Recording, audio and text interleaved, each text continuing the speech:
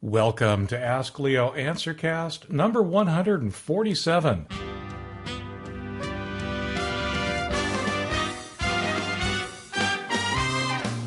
I'm Leo Notenboom, and I'll be answering questions that people are asking out at AskLeo.com. Today's Answercast is brought to you by me, Ask Leo.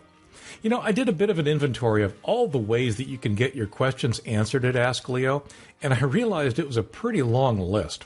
So I want to take an opportunity to remind you of the many, many ways that Ask Leo is available to you. There is, of course, the Answercast that you're listening to. Visit answercast.askleo.com for archives and complete transcripts. There's the weekly Ask Leo newsletter. Visit newsletter.askleo.com to sign up and for complete archives. There's the weekly Best of Ask Leo email. Visit bestofaskleo.com to sign up and get a complete hand-selected Ask Leo article sent to your mailbox every week. There's Ask Leo on Facebook. Visit askleo.com/Facebook to visit and like the Ask Leo Facebook page where I hang out fairly regularly. There's Ask Leo on YouTube. Visit askleo.com/YouTube to go to the Ask Leo YouTube channel for a growing collection of video demonstrations of an assortment of my answers. There's Ask Leo on Twitter. Visit askleo.com/Twitter to go to the Ask Leo Twitter account. I don't post a lot there, but I do try and pay attention when people are trying to reach out to me. And of course, there's the Ask Leo store.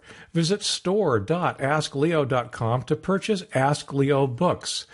2014 is the year of Ask Leo books, and the collection is growing. And of course, we can't forget AskLeo.com. That's the site where you can search and browse, I think, upwards of 5,000 or more answers that I've posted in the last 10 years. I'm certain, and I'm hopeful, that one of these many ways will be the right way for you to get the answer you're looking for. Leo, I've got one computer, and I'm the only one who uses it. I don't have any kind of mobile device that I use with Gmail. I never accessed any of my accounts from any other computer or location. Before I shut my computer down, I always go to Internet Options and clear my cache and cookies. I check every box except the top and bottom ones, then I go to Disk Cleanup where I always check all the boxes and clean up everything. I change my passwords at least once a month on the websites. I use it every day, and yet at least once a week I have to close other sessions in Gmail when I click on the details. I have a free account, so of course it's next to impossible to get an explanation from Google themselves. Should I be concerned, or is this some kind of a glitch in email? This isn't new. It's been happening for some time. It's actually a pretty nifty feature in Gmail. Basically, it's telling you where Gmail has seen your account being accessed from. Naturally, it's a little scary to see things like, one or two or three other places when you believe that you've logged in from exactly and only one. I'll throw out a few ideas as to why that might be and what, if anything, you need to do. First, realize that each computer and each different program accessing Google counts as a separate place. For example, fire up Google in one browser, say Firefox. Then fire it up on the same machine in another browser, say Internet Explorer. You now are logged in from two places. Similarly, if you have more than one computer and use Google on both, then those are two places, even if those computers are sitting right next to each other, as mine are. And of course, an incognito or an in-private browser window, well, that counts as a separate place as well. I don't think that two browser tabs are going to count as separate places, but really this depends on exactly how the browser implements tabs. So there are scenarios where I could believe that two tabs in the same browser could potentially show up as two different places. Along the lines of tabs, different Google properties in the same browser shouldn't be multiple places, but because they're in multiple tabs, once again, it's really dependent on the browser.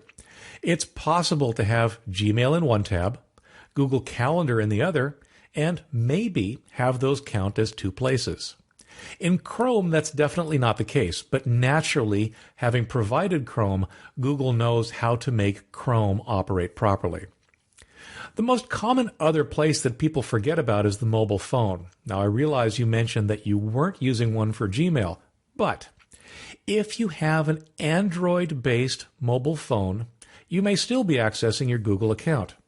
Android is actually tied to Google in several ways. And yes, the most common is that people with Gmail accounts typically use their phone to read their email. The phone is logged into Google, and thus it counts as another place or another device. Now, it's also unclear when that one other place item stops counting. In other words, it's not uncommon to not log out, but rather to just close the browser. So the feature that remembers you for a while. But how long it remembers that you are logged in or were logged in from that one other place, well, I have no idea. So what I don't know then is that if closing a browser and then opening a new one reuses that one place or counts as a second one since the first one didn't really log out. I expect that whether or not you allow Google to remember your login also complicates this even further. As you can see, it can get very complex. There are many possible reasons that Google might report you're logged into multiple places and have that all mean exactly nothing at all. But sometimes, of course, it might. When you're logged in, click on the details link in the lower right-hand corner of your Gmail page, and you'll see a list of exactly what all those other places are, listed by IP address. You might find that they're all from your IP address. That's what I see all the time. I take that as a sign that nothing abnormal is happening. It's just a reflection of some of the issues that I've been mentioning that might cause different things to look like different places, even though they're all from the same computer or the same home. You might see your IP address and another, perhaps your mobile phone provider's IP address. Once again, I see this all the time because I use my mobile phone to read my email, and of course that's through a different ISP, and thus I get a different IP address. You can use whois.domaintools.com to look up where an IP address is coming from. It won't tell you specific persons or places, but it will tell you, for example, that it's owned by this ISP or that ISP, and it'll quickly become apparent that, oh yeah, that's my phone's ISP. On the other hand, yep, you might see an IP address that's in another country. That could be something to worry about. With any of these scenarios, if you're at all concerned, sure, close all those other sessions if you have the opportunity to do so, and change your password. That way you know that the person at the other end, whether or not there really is a person at the other end, won't be able to log back in. I'm replacing all of my computers that operate with Windows XP. I have one laptop that runs Windows 7 Pro. I run one program, a specialty program for dentistry, with the Windows Virtual PC XP mode on that Windows 7 Pro laptop. Is running this Windows XP mode as risky as running Windows XP after support for XP ends? This is actually a really good question, and I'm glad you asked, because I'm afraid that a number of people might be making some dangerous assumption about virtual machines in XP mode. It is, in fact, one of the common recommendations for folks that have software, such as you do, that can't be run on anything after Windows XP, to use a virtual machine to be able to run Windows XP and that special software. XP mode is really just a virtual machine. Is it as risky as running XP natively? Well, yes and no, but mostly yes. A virtual machine is best thought of as a completely separate machine. So what that means is that no, running XP in a virtual machine isn't technically any less risky. XP, or any operating system you might run in a virtual machine, doesn't really benefit from being in a virtual machine in any significant way when it comes to security. It's still connected to your network and the internet. perhaps most importantly, you cannot count on it benefiting from the security software that you might be running on the containing or host machine, your Windows 7 machine in this case. The fact that you're running anti-malware tools in your Windows 7 machine actually means nothing to the Windows XP virtual machine. The anti-malware tools have no way to peek inside or secure the virtual machine. So you really do have to treat the virtual machine as if it were a completely separate physical machine. With XP, that means the usual litany: anti-malware tools, turning on the XP firewall, and of course, using common sense to keep it as safe and secure as possible. Now, what the virtual machine really does do, however, is protect the host. Again, your Windows 7 machine. If the XP machine gets infected, for example, the host is not immediately impacted. It's, again, just like another Windows XP machine on your network somewhere getting infected. Whether it can spread to other machines on the network then depends on the specific malware, the vulnerabilities that it's exploiting, which are hopefully fixed on your post-Windows XP machines, and of course your own security measures. Running Windows XP in a virtual machine actually makes it somewhat easier to back up. Rather than running backup software in the virtual machine, which you can certainly do if you like, it's actually much simpler to shut down the virtual machine and back up or make copies of the files that contain the virtual hard disk and the virtual machine definition. So, mostly so far all I've said is no. No, your XP machine in a virtual machine isn't really any more secure than XP on a real machine. But I did say yes and no. The yes really comes from what I'll call the change in your usage pattern. By having your Windows 7 operating system as your primary operating system, which is supported and up to date and secure, you can do one very important thing. You can use the XP virtual machine only for those things that you can only do in Windows XP. No email, no web surfing, all that can happen in the host operating system, the one that's supported and secure and up to date. By restricting what you do inside of that virtual machine to the bare minimum required, you're actually reducing what security people like to call the attack surface. The number of ways that your computer can be compromised is reduced simply because you're doing your potentially riskier endeavors in a different and supported environment. Is there a way to delete an address forever so that it will not come up in autofill for Gmail or Yahoo or Outlook? I keep making a mistake, and that's sending emails to an old, outdated address. Yours is actually a very common problem. Unfortunately, it's a problem that can have several different causes, because autofill can come from several different places. Let's start with the most common one, your web browser. Very often what people believe is their web-based email automatically filling in something. It's actually their browser doing the work. By that I mean the browser is simply watching for fields that you type stuff into and then remembering what you've typed in those fields in the past. Has nothing to do with email. It just shows up there, as well as in other places. The fact that it's your email program is completely immaterial. It's just remembering that, hey, there's this field. It was called to. It was on this page. These are what I remember it having been used for in the past. Fortunately, this one's easily dealt with. Clear your browser history. Now, how depends on your browser. But in Internet Explorer, click the gear icon over on the right, then Internet Options. Then on the General tab, click on Delete under Browsing History. Make sure that something called Form Data is checked, and then click Delete. It's this form data that it's remembering for you when you're typing in things like email addresses or other web forms. Now, when it comes to web-based email, sometimes bad email addresses like this can in fact make their way into your contact list or address book. Particularly true if you've enabled any kind of an automatic address book addition feature. These are features that might add the email address of anyone you send an email to automatically to your address book.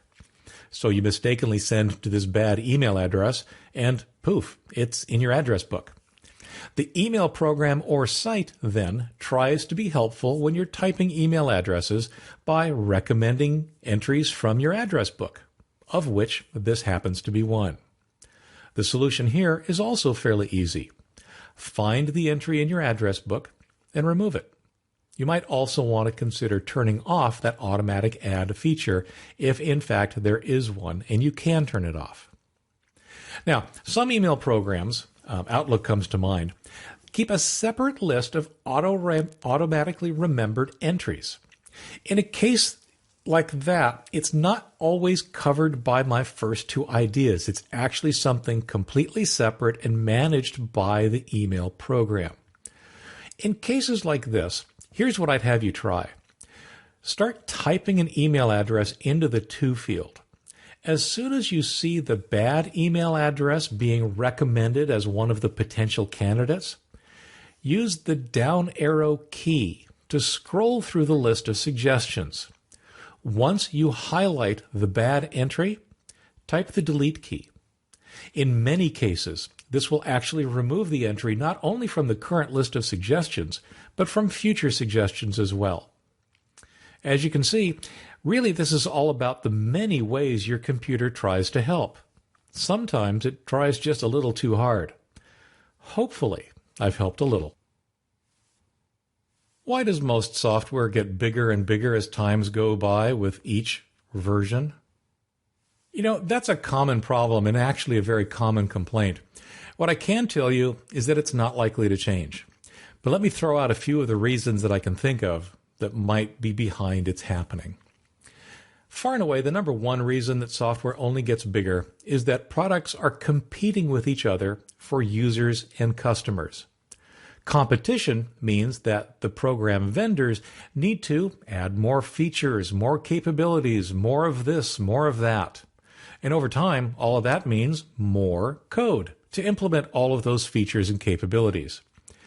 And bug fixes themselves, the patches that you get from time to fix problems in software, they rarely remove code. In fact, they typically add code. And over time, those accumulate and make things bigger as well. Now, none of this happens overnight. It doesn't even happen over a year, I'd say. But over time, multiple years typically, you'll start to notice that the program that used to be this big and have a certain requirement is now that big and runs either exceptionally slow on your old hardware or actually now requires more hardware to do its job than it used to. Now, I know, I get it. Not everybody wants more and more. And yet, the market speaks with its wallet and its downloads. Programs that do more and more are more popular. More people buy them, more people download them. That's the measure that these program vendors use. Programs that continue to innovate get used by more people than programs that stagnate. More people certainly doesn't mean everyone, I get that, but in many cases it does mean the majority and often the vast majority. Companies that don't continue to improve their products with features and functionality, they eventually die away.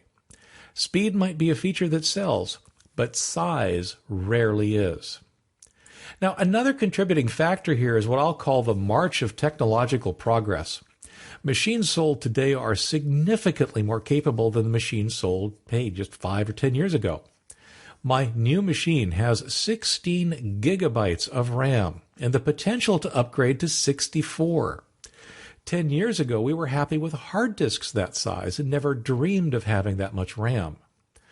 With hard disks in the terabytes and RAM measured in multiple gigabytes, software developers often choose to target the latest and greatest, or at least the current, to enable them to provide as much functionality as they possibly can. Older, less capable machines, by definition, are a shrinking market.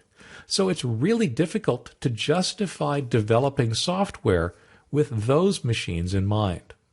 Yep, that leaves those of us with older, less capable machines in a difficult spot. Realize, though, that we too are actually contributing to this problem to some degree, because we're asking more of our machines now than we did 5 or 10 years ago. Maybe we've just accumulated 10 years of email. Maybe we're doing way more on the internet than we used to. Maybe it's something else. But our own needs, as well as the software we expect to meet those needs, have grown over time. Our trusty old machine? It hasn't. Leo, I'm preparing to say thanks for the memories to my Windows XP machine running Outlook 2003. I already have a new laptop running Windows 8.1, but no email program as yet. I've used Outlook 2003 to collect and hold messages from 2 web email accounts. I've not been able to find instructions to move my Outlook 2003 files to a newer program. Is it possible to use Outlook.com and move my Outlook 2003 files to Outlook.com? What are my alternatives? I'm not opposed to buying an email program, but free is certainly better. However, I definitely want to retain my old emails and be able to access them in whatever my new email provider might select. After all, is it being able to store large files and being able to find and use them one of the advantages of having a computer? Well, I'll put it this way. I have an easy solution and I have a cheap solution. I don't have an easy and cheap solution. But there are also definitely a couple of things I want to clear up. I was a little concerned by terminology. You're not changing email providers. Your email address will not change, and the email service that you use won't change. All we're talking about here is changing the program that you run on your PC to access your email wherever your email may come from. An email account given to you by your email provider or email service is just that, a service that you use. Email programs and email accounts are 2 very different things. Also, Outlook.com isn't going to help here. Outlook, the program, is completely unrelated to Outlook.com, which is an email service. So, first, the easy solution. Buy a new copy of Outlook. Outlook 2013 is the most current version of Microsoft Outlook. It's part of Microsoft Office 2013, but I believe it can also be purchased as a standalone package if you don't care about things like Word or Excel or the other programs that are included in Microsoft Office. Set that up on Windows 8.1. Configure it to access your existing email accounts. Now, your old email on your old computer running Outlook 2003 is probably kept in what are called .pst files. PST stands for personal storage or personal store. Those files, potentially just that single file, has all of your email and your contacts and your calendar, basically all of the stuff that you've been seeing in Outlook 2003. All you need to do is A, copy those .pst files, again, there might only be one, copy them to your new machine. B, open those PST files in Outlook 2013. It's the Open as Data File option on one of the menus. You'll now have all of your old email and other old stuff right there in Outlook 2013, ready for you to access at will.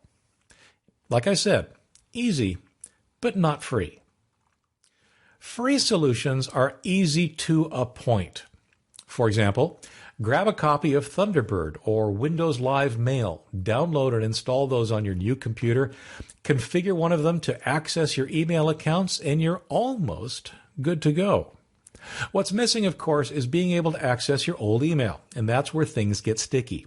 Because the PST file that I was talking about that contains all of your old email is in what's called a proprietary format.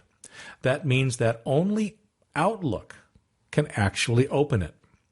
So you should definitely copy that file, or those files if there's more than one, to your new machine for backup if for no other purpose. But I don't really have a clear way of getting at its contents other than installing a copy of Microsoft Outlook, which isn't free.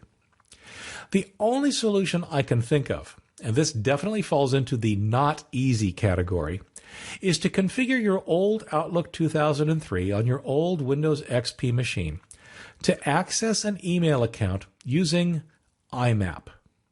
Copy all of your email in Outlook 2003 from your existing folders into the folders used by that IMAP account.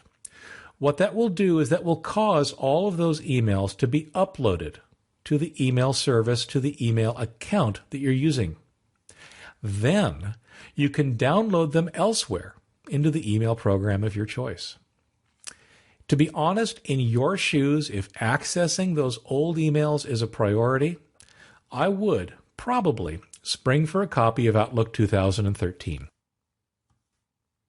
I have an Asus all-in-one purchased in August 2013 with Windows 8. I had a few issues after updating it to Windows 8.1, which I was not able to solve even with the help of the Asus technicians, who I might say are pretty much useless. So I reinstalled Windows 8, and all is fine now. My question is this: can I stay with Windows 8 and ignore the update message for 8.1? Yes, you can, but I'd rather you didn't. And I think in the long run, you'd rather you didn't as well.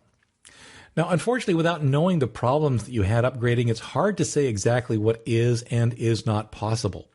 So I'm going to make a gross assumption that fundamentally your machine actually is capable of updating to Windows 8.1, but that something unknown is preventing it. And again, without knowing the issue specifically, it's hard to say more than that. My belief is you probably want 8.1, not for any features per se, but I think you're going to want 8.1 or 8.2 or whatever comes later someday.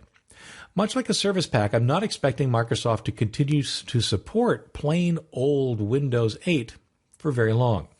At some point, they're going to say enough is enough and insist that people have 8.1 or whatever. Now, normally, that's just not a big thing. Normally, they'd support 8 for some time. But I'm actually concerned that they're not going to support it for as long as they used to for a couple of reasons. One is that they're making more frequent updates. 8.2 is apparently already on the horizon, and they've made comments that imply they want to move to a yearly update schedule. At some point, there will just be too many different versions out there and too many different combinations to try and support. The oldest will fall off the table, and at that point, that's Windows 8. Second, I think they learned a really hard lesson with Windows XP, that being nice and supporting something longer than they really had to can actually backfire on you. I'm not expecting them to be that generous in the future. And in comparison, most other operating systems, Mac and Linux, they're not supported for nearly as long a time as Windows XP was. And I wouldn't expect lengthy support times for 8, particularly since 8.1 and 8.2 and the rest are coming so quickly on its heels. So at some point, if you stick with just plain old 8, you're going to stop getting critical security and other updates. Updates that you probably want. Not to mention that you'll probably run into applications that will someday require Windows 8.1 or 8.2 or better. Not today, not next year, but someday. I expect it. Here's what I would do with what you have in front of you today. I would back up everything. I'd do a complete image backup of the machine that you have that's working today. Worst case, you go back to this and you have to stick with Windows 8. You really won't have a choice. However, I really want to further explore the ability to update to 8.1. So I would have you then install Windows 8 from scratch and do nothing to it. I would then immediately update it to Windows 8.1. What this does by doing it immediately is it removes the potential for some other software that you might have had on the machine interfering with the 8.1 upgrade. If that still fails, in other words, the only thing you've done is Windows 8 followed by 8.1, well, there's only two things in front of you, your Asus machine and Windows. I hate to say it, but you're going to have to take the specifics of how it fails and go back to the manufacturer for help. Because honestly, I believe something that simple, that scenario, should work on a machine that was purchased just late last year.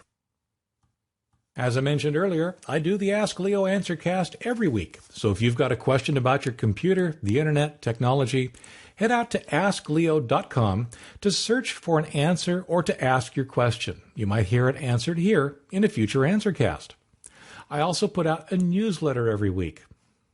The Ask Leo newsletter includes answers and fixes and safety tips and opinions and rants and even the occasional answers to just why things are the way they are. Please back up. I plug this every week because it is so critically important. Sometimes I feel like I get tired of talking about it. Sometimes I'm sure you guys get tired of hearing about it. But it is just that important. Nothing can save you from almost any disaster like a proper and recent backup. All of my answers are based on my own personal experience and should be used entirely at your own risk. As much as we might want it to be otherwise, I really just don't know you or your abilities or the specifics of your machine, and those details can make a huge, huge difference. The Ask Leo Answercast is a production of Ask Leo and is copyright 2014. Thanks for listening. I'm Leo Notenboom, and I'll be back soon with another Ask Leo Answercast.